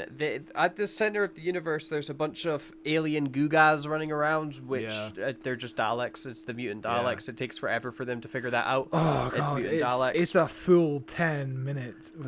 Not even 10 minutes. It's probably like 5 minutes, but it is excruciatingly. It's such a long amount. It's really slow. It's so slow. It's such a, I don't know why, but this part of the episode just slows right down, where before everything's kind of moving at a fun pace, where there's lots of like back and forth and everything's going on. You're kind of like, ooh, these are funky looking aliens. Then they run away from the aliens and they're like, okay, let's just sit down now and talk. Yeah, it feels like, what's happening? It feels kind of like Moffat wrote a script for a 45-minute episode, and then he's like, shit, it's Christmas Day, it needs to be 60 minutes. Yeah, it needs to be 60. Yeah. I guess Daleks are in it now for some reason. We get a really good scene in between the Doctor figuring out where the Daleks are with Daddy Lethbridge, where he's like reminiscing on his moment before his death, where he's like, I'm pretty sure they're about to take me back to where I'm gonna die. And when I was in the trench, I wasn't worried about dying, and he's like just going through his own thought process and his like outlook on life, and it's really, really fascinating, really good character work, and a really, really good performance from Mark Gatiss, and some nice direction as well when he's like thinking about how much time he's got left, and then we literally look at a clock ticking. And as the scene continues, the ticking of the clock becomes louder and louder as well, so you're more aware of it. It's really well done. And also there's a scene where the two doctors just sit down and talk about how the first Doctor is scared of regenerating for the very first time. I'm 100% sure this is the very first time he's regenerating here. He's never done it before. It's pretty shocking. Although to be fair, he's the first time in his memory. He wouldn't remember the other versions, and the way that I assume this version of the Doctor has grown since being a child. That's the way it's kind of presented, and that's I think that's what would make sense. Like, this is the version of the Doctor in that David Tennant flashback that looks into the time vortex, when we get that flashback with Kid Time Lord. Yeah, that's Hartnell. That's Kid Hartnell. It's always weird to imagine the Doctor as a child. Like, Stephen Moffat does the same thing in Listen, was it? Like, we have the Doctor, Capaldi goes to his childhood home. We find out that his childhood home is a kind barn. Of mum. Yeah, the barn from the Day of the Doctor is his childhood home. Yeah, that's really weird. Although I remember them being really vague about it in the episode. Like, they kind of tiptoe around whether saying it is 100% his childhood home or not. Yeah, it's like implied but never explicit. And then the Doctor eats soup or something as a lot of people watch him. Like, do you remember that part? It's been a long time. No, it's been such a long time since I watched that episode. We need to cover it, because I remember being really pissed off with it in the same way a lot of people were pissed off. When aren't you? When aren't you pissed off at Doctor Who? When I'm not watching it. No, because then you're just thinking about it and you're just stewing. You're just like, oh god, that was so shit. But the Doctor tells Hartnell to just wait at the bottom of the stairs as he goes up to see the Dalek, because he's like, you don't need to be in this scene. And he's like, you know what? You're right. I'll just wait here. As Robot Bill comes out, because she's like a glass lady. It turns out that she was lying the whole time, and she actually is not Bill. What a shocker. Although it does lead to a really nice scene between Bill and the doctor, where she's like asking Bill, like the doctor, like why did you run away? What are you running to? She asks, and the doctor's like, oh, I want to figure out why there's good in the universe and why good always succeeds. And Bill's like, did you ever just think there was a guy going around doing good, fixing everything? And he's like, nah, that sounds impossible. Which is, I think, a really fun parallel of, like, of course, like, the doctor's gone out to find himself, basically, because he's the one, and all the different versions of himself are the reason good continues to exist and prevails in the end. And he's like, hang on, why is this happening? Even though it's him doing it, it's fun, like, snake eating itself sort of thing. And also there's a point where fake Bill was like, we just needed to understand you a bit more, which reminds me of Wild Blue Yonder, where this alien is imitating the doctor to get to know the doctor a bit better. He's just asking questions about the doctor, trying to understand who the doctor is and stuff like that. It's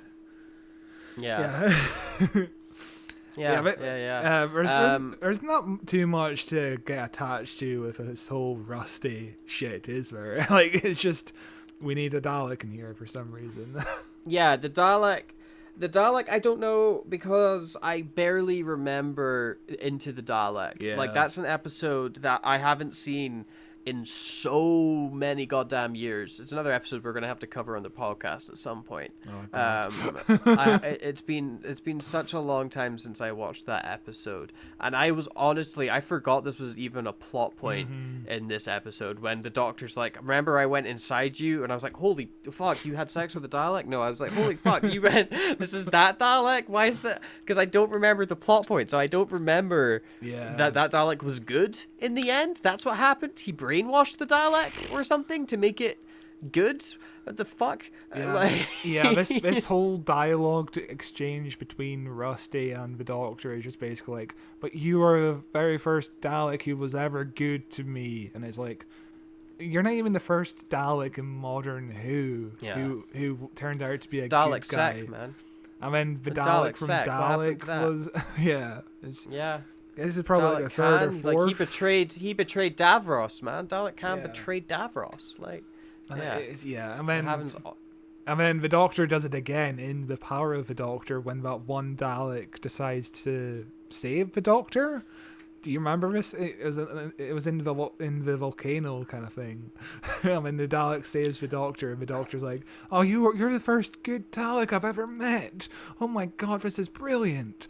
And it's like, I don't remember the Dalek. I remember the Daleks in the volcano, because they were like drilling into the earth or some fucking thing like that. I remember being in the volcano very briefly, and the Daleks just kind of being against a green screen and looking bad. I don't remember anything of what they were actually doing. So there's like one Dalek who just exterminates other Daleks because he has information for the Doctor that can save the day or whatever, and then he gives the information to the Doctor. And that sounds familiar. The start of the episode opens with the Dalek, I think it's a hologram of a Dalek entering the TARDIS, and the Dalek's like, if you come to this location, I can help you out with this problem. And the Doctor's like, I can't trust him, but I need to go on and go visit him or whatever. Yeah. It's a weird episode I should go back to at some point. I remember it being a good time. But then, like, we get the reveal that there's no villain in this episode, and that this place at the center of the universe was like set up by humans to be like a place to visit your dead ones and like grieve or like not grieve, I guess, to perpetually bring yourself into the grief cycle, because you're never accepting their death. I don't know. It feels, I don't think this is a place I'd want to go to. It sounds absolutely miserable. This whole thing feels like it's half baked, I would say. It feels like a Black Mirror kind of story, but it doesn't really reach a conclusion. The Doctor's just like, okay, I guess you're doing a good thing. We'll just leave you alone and just carry on with our day. Yeah. That's basically it. Yeah, we'll just I guess I'm okay with regenerating now. But you know, there's a fascinating story to be told here. It's just not told. Yeah, we find out that like they're gonna have to put Daddy Lethbridge back to the trench to die, and the reason that the reason that this has happened is because the first Doctor and Capaldi's Doctor decided not to regenerate at the same time, because I guess that Capaldi landed at the same point where the first Doctor was, just like coincidentally, and they both decided to not regenerate, which then caused a paradox big enough to freeze time and pull a random soldier in World War One away from his timeline, because why did I don't understand why he had to be the one that got pulled. Like, why did nobody else that was about to die get pulled out of their timeline? Why just that dude? Mark Gatiss. It doesn't make sense. The actual plot of this episode makes no sense. Yeah, Mark Gatiss has a line later on where he's like, I didn't understand the word you were saying, but I'm sure it was comforting. Like, that's how I feel with this explanation in this show. I'm like, I don't understand anything, but if I squint hard enough, I guess it makes sense. Yeah. Yeah. It's just an excuse to have the Doctors together, really. The actual driving plot makes no sense. Yeah. And then the Doctor's like, hey, can I be the one that takes Daddy Gattis? Not Daddy Gattis. I mean, that's what he is in real life. Daddy Lethbridge. Daddy Lethbridge to back to where he's gonna die. It's the least I can do. And the robot's like, yeah, I don't give a shit, whatever, bye. And then he takes him away, and that's where we find out that he's actually a Lethbridge steward, and we're all supposed to clap and laugh and fart at the same time when that happens. Those are the rules. Yeah, Moffat just wanted to end the 12th Doctor's arc with you just saved your best friend's father, basically, but it kind of feels so far removed, because at this point the Brigadier was like 45 years ago. It just feels so far removed from what Doctor Who is at this point. The last time we saw the Brigadier, he exploded. Yeah, he was a Cyberman and he exploded, I guess. Yeah, that was the last time we saw the Brigadier, as he went kaboom. Wow. Yeah. Yeah, every dead person becoming a Cyberman. That was a storyline that Moffat did. I did not like that. I mean, they point out the Cyberman that is Lethbridge Stewart. They're like, that's him. That's the one. Watch him go up into the sky, boom, and there he goes. So fucking stupid. And I was only like 2 years after Nicholas Courtney died as well. Feels a bit disrespectful to the man. Hey man, go out in a blaze of glory, blaze of glory. If I don't explode, I'm not dead. The episode brings itself towards its conclusion as they drop off Daddy. Just Daddy. Fuck it, he's just Daddy now. They drop off Daddy to fight in the war, and die. Except the Doctor moved forward a few hours in time through the frozen time you pointed out, which makes no sense. And it straight up, it doesn't make sense. I couldn't even think of a logical way it would make sense in the episode. Like it straight up makes no sense that he moved forwards through time when time is frozen. Like, it's okay. And then the soldiers singing the Christmas songs act like the time has moved forward as well. Yeah, they're like, yeah, time has moved forward. Yeah. So unless makes no sense. It makes no sense. Yeah, no, it straight up doesn't make any sense. But they move forward. They start singing, and it turns out that this is the time in 1914 on Christmas Day when a bunch of soldiers in the First World War stopped fighting and just kind of hung out and played football, which believe it or not, is a real thing that happened during the First World War, and it only happened in 1914. It never happened again. This is a genuine historical moment that they are bringing to life in this episode, and it's cool as fuck to see. It's such a sweet little moment, you know? And it being included in this episode makes up for your lack of this day in history segment. You know, how short it was. This is included, I guess.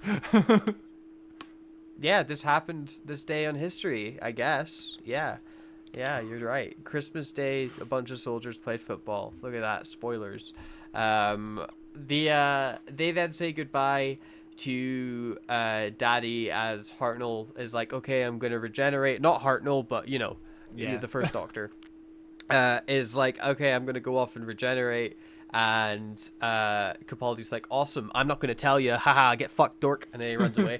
But we get a really nice transition, I think, off the first Doctor going into the TARDIS, looking at his hands to regenerate and like lying down, and then everything going back to that 1960s.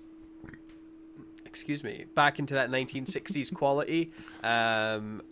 And we get to see his regeneration again, which I think for a lot of kids is possibly the first time they would have seen that regeneration, you know? Yeah, that's fair, because I think the first time I watched regeneration was as part of like a YouTube compilation. I was just curious. Every regeneration ever, that was probably like one of the first things I looked up on YouTube, because that's all I really used YouTube for back in the day. Doctor Who clips. That's all it was good for. That's what everybody used it for, was clips of Doctor Who back then.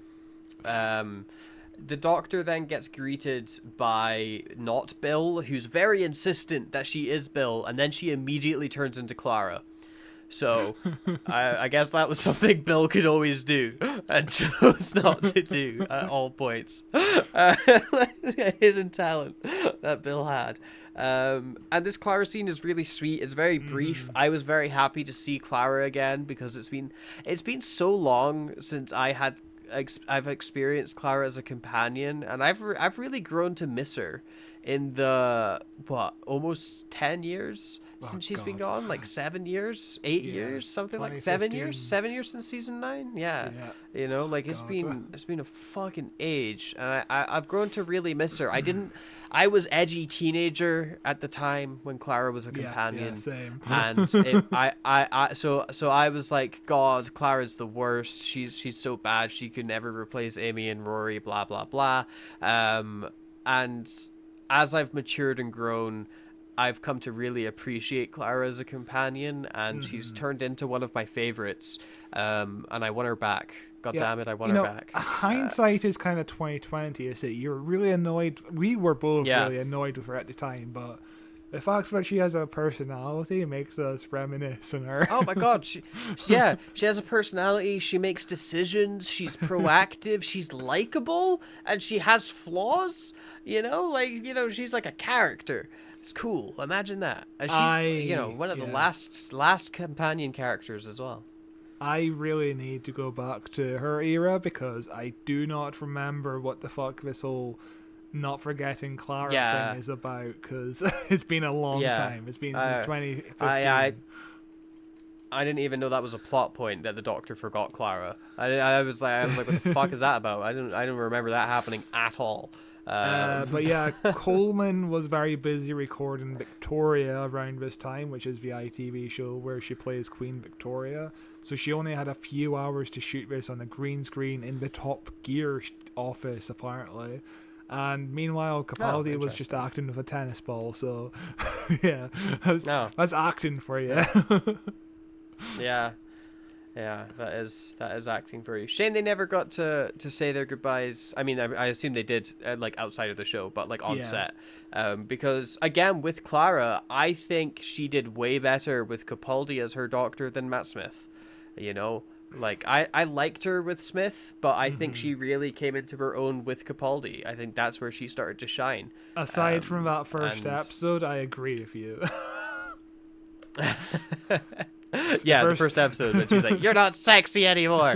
Why aren't you sexy?" Yeah. Which we covered 2 years years ago. At this Ages ago. point? Yeah, fucking lifetime ago. Way back in the probably before video, before Yeah, it was probably. pure audio. Back Insane. maybe did you have bad microphone back then? Maybe. Probably the Maybe. one when I had the microphone When you point at pointed my your dick. your penis. Yeah.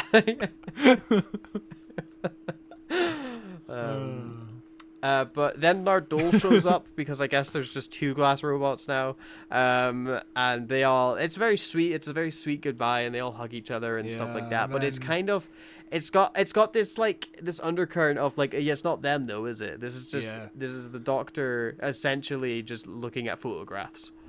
And there's also like a reference to the fact that Nardole has invisible hair and also glass nipples apparently. And wouldn't you love to know that TARDIS Wiki has a whole page for nipples.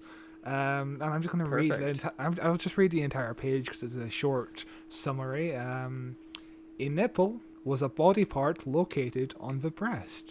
And this comes from the book Cat's Cradle Warhead.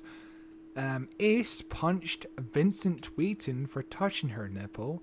And this is also from the same book. Fuck. And a glass avatar of Nardole revealed that he had nipples made of glass from TV's Twice Upon a Time. And this is the entire page for nipple on TARDIS Wiki. Wow, there's only two instances of nipples in Doctor Who.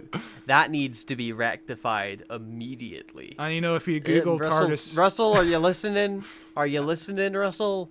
More nipples, please. And if you Google TARDIS Wiki nipple, you also get the page for breast, and the third result is somebody complaining about the fact that they have a page for breasts. Hello, I am here as directed by one of your admins on Twitter with the intent of asking for this page to be removed from its wiki entirely because it's about breasts. Wow. You know, like.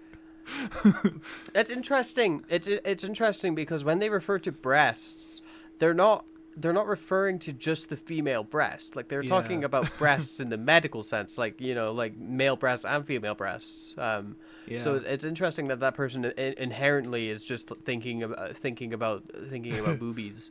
You know, they're breasts. just like boobies. I can read a bit of a breasts wiki page. Breasts or boobs, as discovered in some boobas. books. Who has Bosoms in The Curse of Fatal Death, Doodas in The Resurrection of Mars, an audio story, or more offensively known as tits in Combat, which is a Torchwood episode, I believe, and The Curse of Fatal Death. And they were organs commonly found on human females. Circular in shape, nipples were located on this. Circular? Is that how we're describing breasts? As circular? Circular in shape, nipples were located on the center front of breasts. Unfortunately, I'm learning a lot. It was possible for breasts to have cancer, which could be fatal. Oh no! Oh no! Oh, what a twist! No. Breast implants were composed of plastic. Wow. Serena had enormous, unforgiving breasts, which she covered with a cardigan, which comes from a book I Am a Dalek.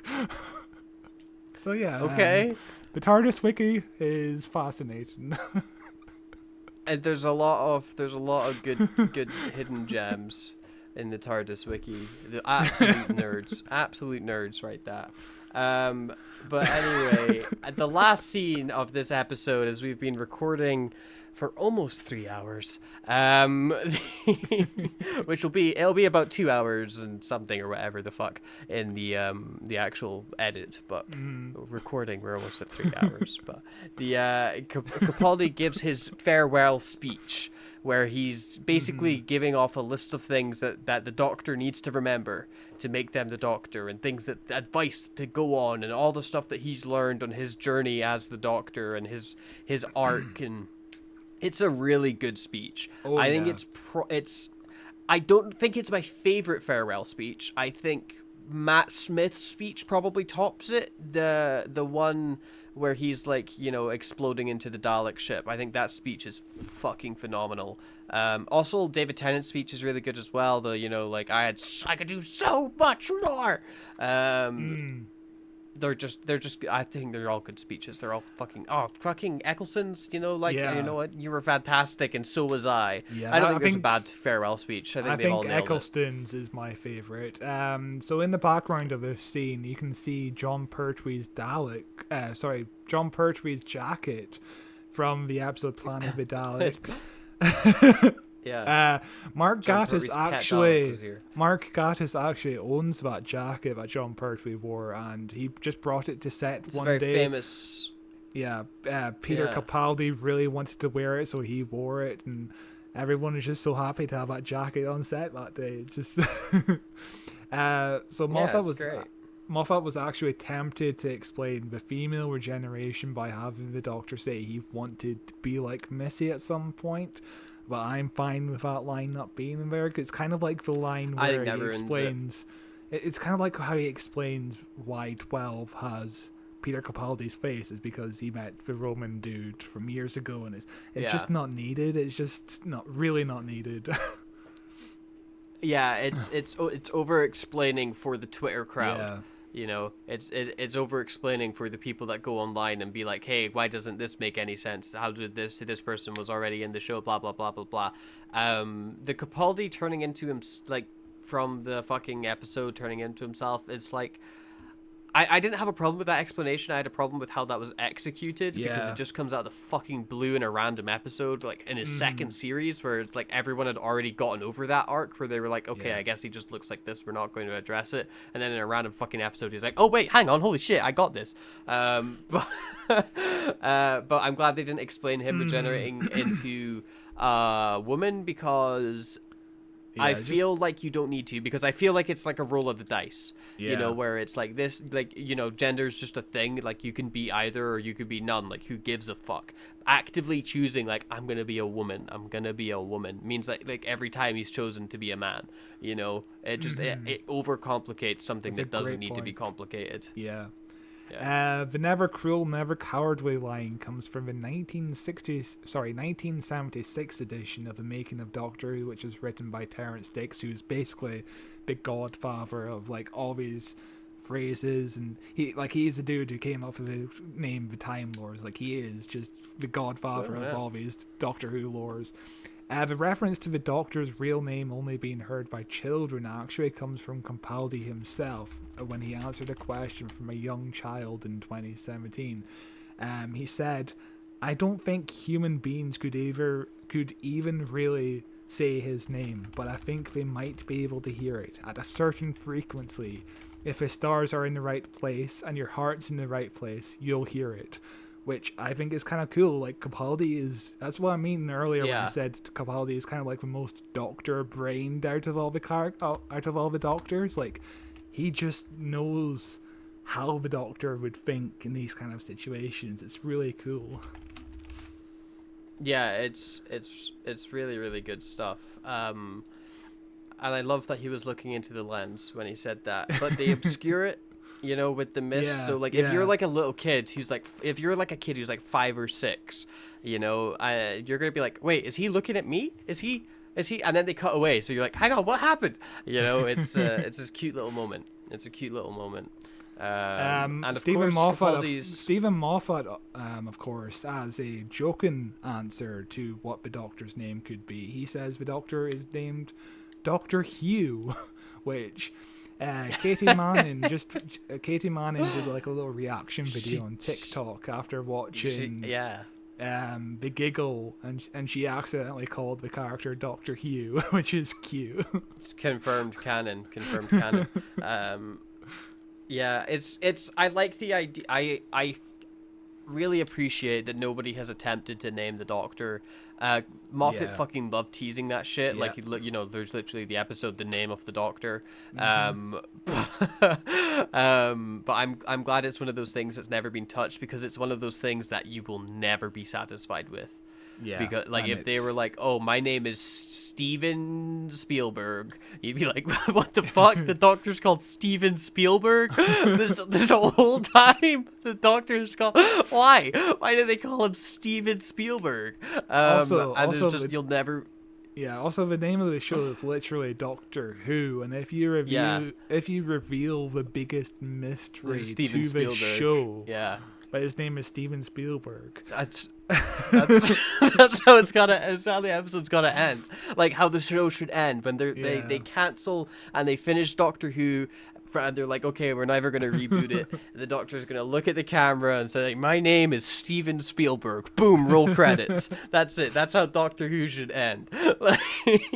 But yeah, a great speech and a great regeneration in total. I really love the point of view the Doctor is as Jodie Whittaker is trying to come to grips because she's just so disorientated after regenerating. That whole idea from the point of view was from Chris Chibnall himself. He wrote that part, which is really such a brilliant idea, just to get inside the Doctor's mind a little bit.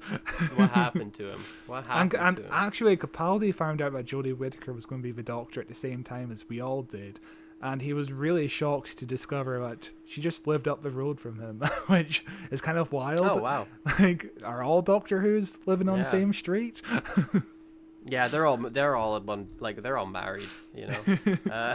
But yeah, Jodie comes in. She says her first line, which is, "Oh, brilliant," which is a really good first line for her Doctor to be, and very ironic. There's a line from Capaldi, which I don't know if you mentioned or not, because I kind of zoned out for a bit because it's like midnight, where Capaldi says, like, you know, don't kill anyone, basically, is the line. Yeah.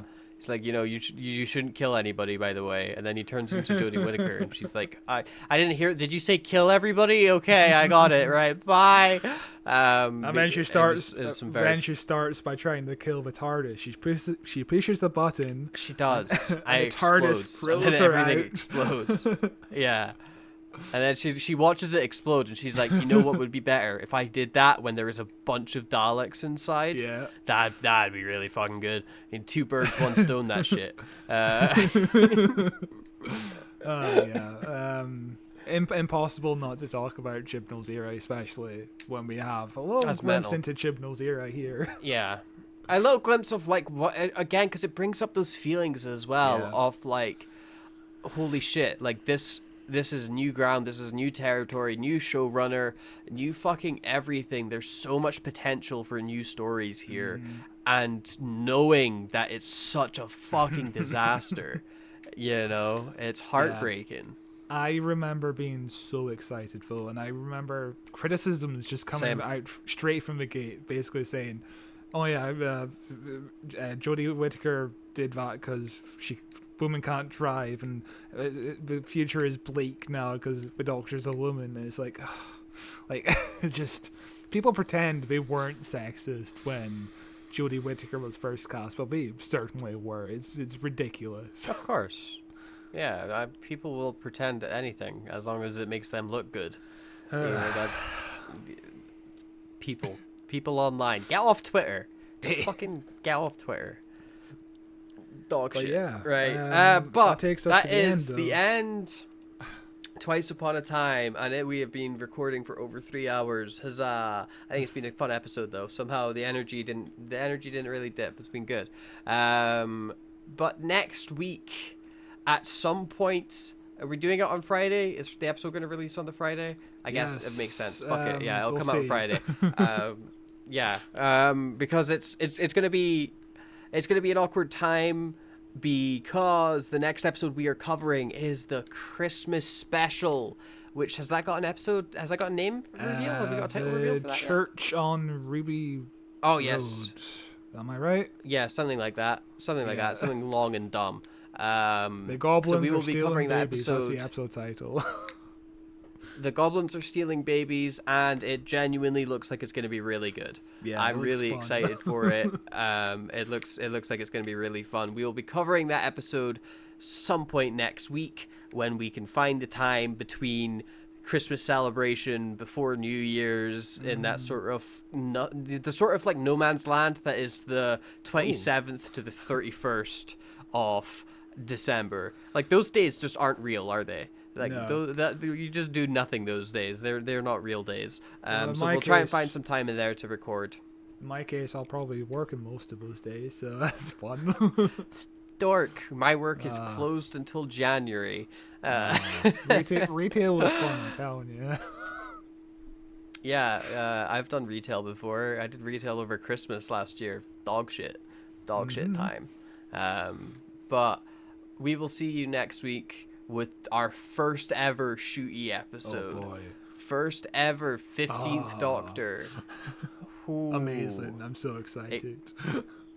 Crazy stuff.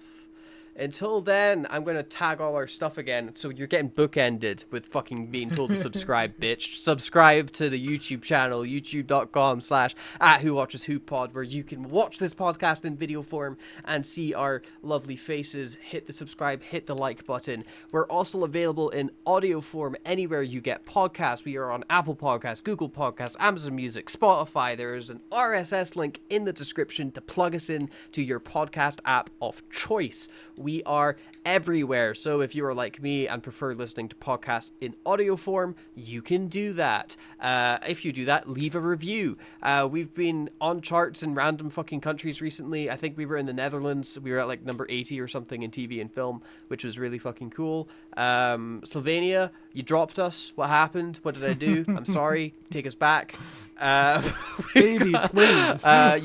Yeah, you can. If you are like Scott and are terminally on Twitter, you can follow our account @WatchesDoctor, and you can just send him abuse. I won't see it.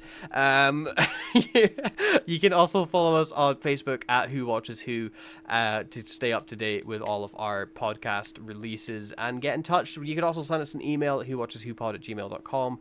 Again, there's a bunch of links in the description. Follow us on Letterboxd as well. That's in the description. Or I don't remember what my fucking username is on Letterboxd, but look at the description. If you use Letterboxd, follow me. I might follow you back if you have good reviews. I'll be curious. It's cool. It's my favorite app. I'm fucking addicted to that shit, man.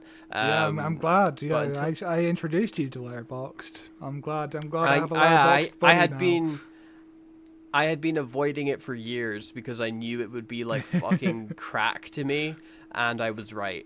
But it's really good. It encourages me to watch even more films, and I'm someone who watches films all the time anyway. So, yeah, good fun. It's good. Yeah. Anyway, see you then. See you next week. Bye. Whoa. Bye.